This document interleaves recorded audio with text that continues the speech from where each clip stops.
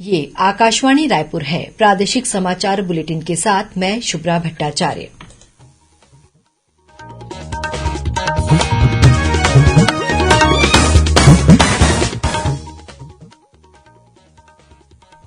और अब पेश है आज के मुख्य समाचार।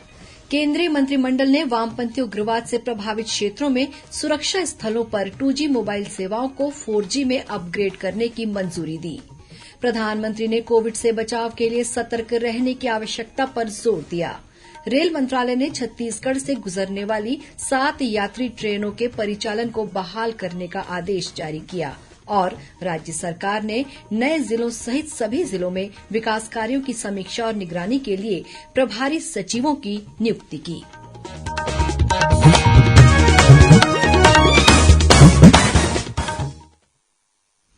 अब समाचार विस्तार से।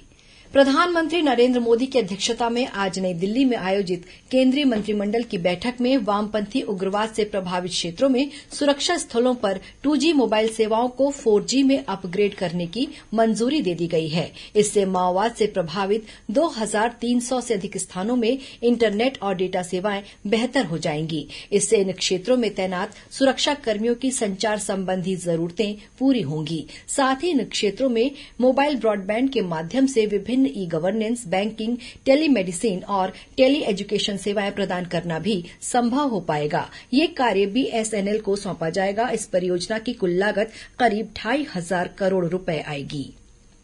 प्रधानमंत्री नरेंद्र मोदी ने कहा है कि कोविड की चुनौती अभी समाप्त नहीं हुई है। उन्होंने इससे बचाव के लिए सतर्क रहने की आवश्यकता पर जोर दिया। देश में कोविड की स्थिति पर राज्यों के मुख्यमंत्रियों के साथ वीडियो कॉन्फ्रेंस के माध्यम से बातचीत में श्री मोदी ने कहा कि यूरोपीय देशों में देखा गया है कि ओमिक्रॉन और इसके वेरिएंट तेजी से फैल रहे हैं। प्रधानमंत्री ने कहा कि वैज्ञानिक और विशेषज्ञ देश और वैश्विक स्थिति पर लगातार नजर रखे हुए हैं। उनके सुझावों पर मिलकर काम करने की जरूरत है। श्री मोदी ने कहा कि सभी पात्र बच्चों का जल्द से जल्द टीकाकरण हो, इसके लिए विशेष अभियान चलाने की आवश्यकता है। कोरोना संक्रमण के मद्देनजर राज्य सरकार द्वारा सार्वजनिक स्थानों पर मास्क लगाने संबंधी आदेश जारी होने के बाद मंत्रालय और संचालनालय के सभी विभागों में कार्यरत अधिकारियों कर्मचारियों के लिए मास्क, फेस कवर लगाना अनिवार्य कर दिया गया है। इस संबंध में सामान्य प्रशासन विभाग ने आदेश जारी कर दिए हैं। इस बीच कोरोना संक्रमण के नए वेरिएंट XE पर नियंत्रण के लिए राजनांदगांव जिले के मुख्य चिकित्सा और स्वास्थ्य अधिकारी डॉक्टर मिथिलेश चौधरी ने सीमावर्ती जिलों से आने वाले लोगों की कोरोना जांच के निर्देश दिए हैं। उन्होंने सभी सरकारी और निजी अस्पतालों में आने वाले सर्दी, जुकाम, खांसी और बदन दर्द से पीड़ित मरीजों का कोविड टेस्ट अनिवार्य रूप से करने को कहा है। रेल मंत्रालय ने छत्तीसगढ़ से गुजरने वाली 7 यात्री ट्रेनों के परिचालन को बहाल करने का आदेश जारी कर दिया है। इनमें छत्तीसगढ़ एक्सप्रेस, समता एक्सप्रेस, सिकंदराबाद रायपुर सिकंदराबाद एक्सप्रेस और बिलासपुर कोरबा पैसेंजर स्पेशल शामिल हैं। ये सभी ट्रेनें कल 28 अप्रैल से अपने निर्धारित समय पर चलेंगी। इस संबंध में मुख्यमंत्री भूपेश बघेल ने कल रेल मंत्री अश्विनी वैष्णव से छत्तीसगढ़ से गुजरने वाली ट्रेनों का परिचालन बहाल करने की मांग की थी।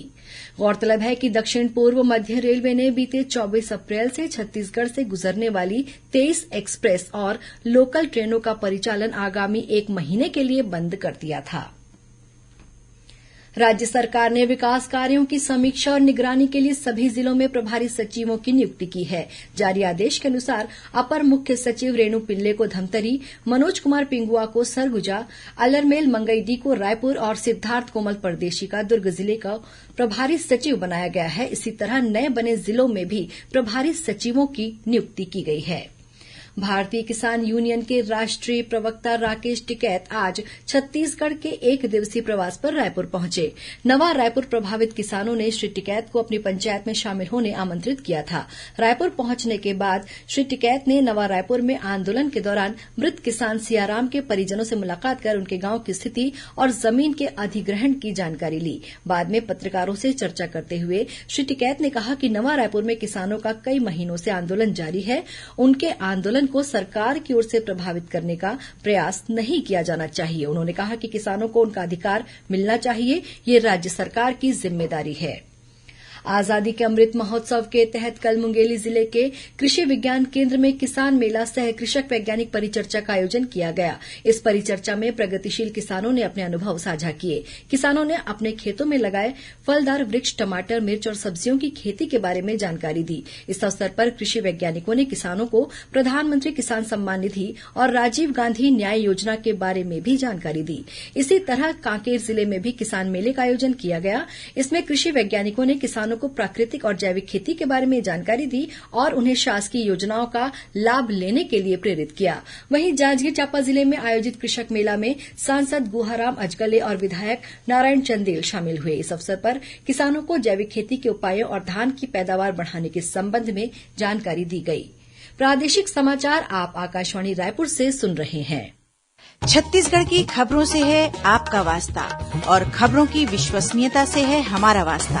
आकाशवाणी समाचार रायपुर के प्रादेशिक समाचार बुलेटिन के साथ ही हमारे समसामयिक कार्यक्रम आप रेडियो के अलावा अपने मोबाइल पर भी सुन सकते हैं। आकाशवाणी समाचार फेसबुक, ट्विटर और यूट्यूब पर भी उपलब्ध है। हमारा Facebook page Chhattisgarh news on AIR, Twitter handle CGAIR news और हमारा यूट्यूब चैनल है छत्तीसगढ़ AIR न्यूज। तो अब रेडियो के साथ ही आपके मोबाइल के जरिए भी हम पहुंच रहे हैं आप तक। छत्तीसगढ़ की हर खबर के लिए सुनते रहिए आकाशवाणी समाचार।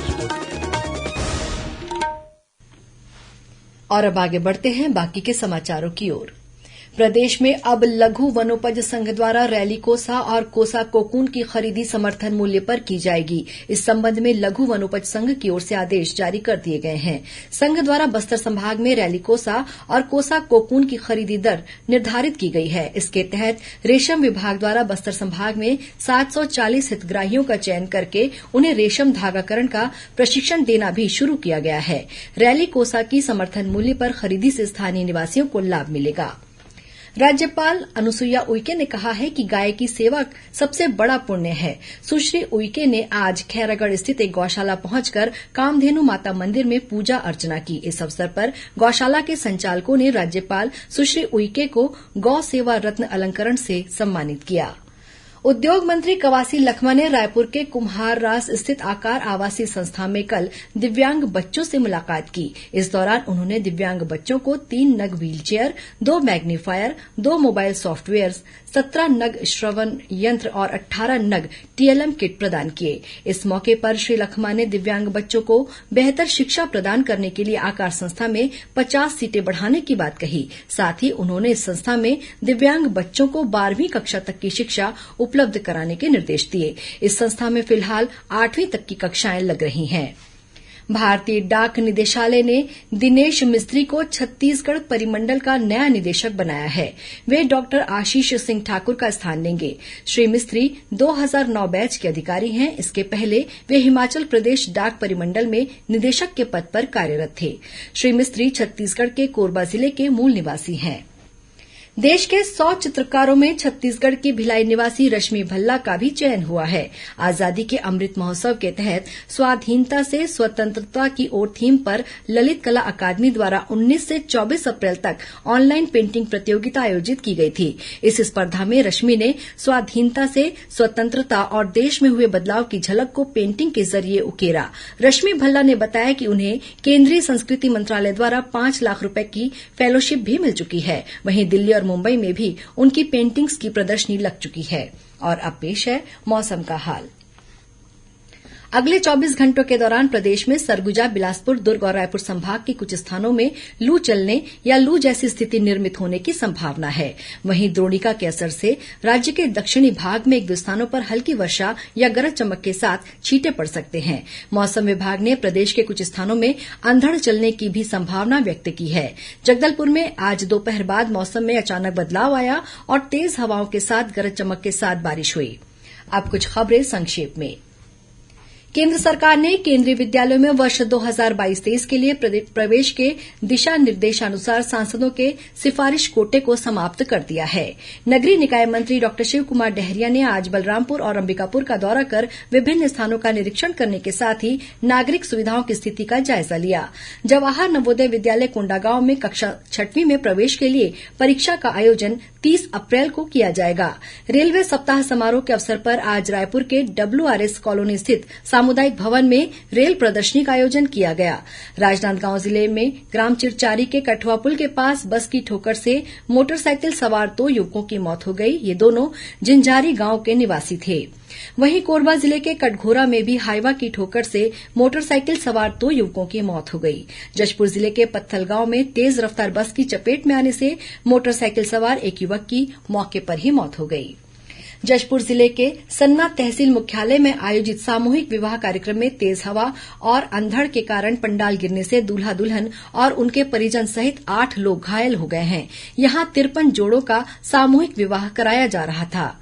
जगदलपुर पुलिस ने जिंदा पेंगोलिन की तस्करी करने के मामले में 3 लोगों को गिरफ्तार किया है। इनके पास से पेंगोलिन बरामद किया गया है, जिसकी अनुमानित कीमत करीब 10 लाख रुपए बताई जाती है। कांकेर जिले के ग्राम पंचायत यशवंत नगर में लगभग 120 लोगों से फर्जी हस्ताक्षर कराकर मनरेगा राशि का आहरण कर धोखाधड़ी करने के मामले में अज्ञात आरोपी के खिलाफ पुलिस ने मामला दर्ज किया है। कोंडागांव जिले की शिल्प नगरी में 4 से 23 मई तक समर कैंप का आयोजन किया जाएगा। इसमें शिल्पकला और संगीत से संबंधित प्रशिक्षण दिया जाएगा। जांजगीर चांपा बाईपास मार्ग में हसदेव नदी पर बने पुल में आवागमन शुरू हो गया है। इस पुल के बनने से बिलासपुर से सक्ती और रायगढ़ की ओर आने जाने वाले लोगों को आसानी होगी। जांजगीर चांपा जिले की पुलिस ने 10 किलो गांजा के साथ एक आरोपी को गिरफ्तार किया है और कांकेर पुलिस ने IPL क्रिकेट मैच में सट्टा खिलाने के आरोप में 3 लोगों को गिरफ्तार किया है। अंत में मुख्य समाचार एक बार फिर। केंद्रीय मंत्रिमंडल ने वामपंथी उग्रवाद से प्रभावित क्षेत्रों में सुरक्षा स्थलों पर 2G मोबाइल सेवाओं को 4G में अपग्रेड करने की मंजूरी दी। प्रधानमंत्री ने कोविड से बचाव के लिए सतर्क रहने की आवश्यकता पर जोर दिया। रेल मंत्रालय ने छत्तीसगढ़ से गुजरने वाली 7 यात्री ट्रेनों के परिचालन को बहाल करने का आदेश जारी किया और राज्य सरकार ने नए जिलों सहित सभी जिलों में विकास कार्यों की समीक्षा और निगरानी के लिए प्रभारी सचिवों की नियुक्ति की। इसी के साथ प्रादेशिक समाचार बुलेटिन समाप्त हुआ। नमस्कार।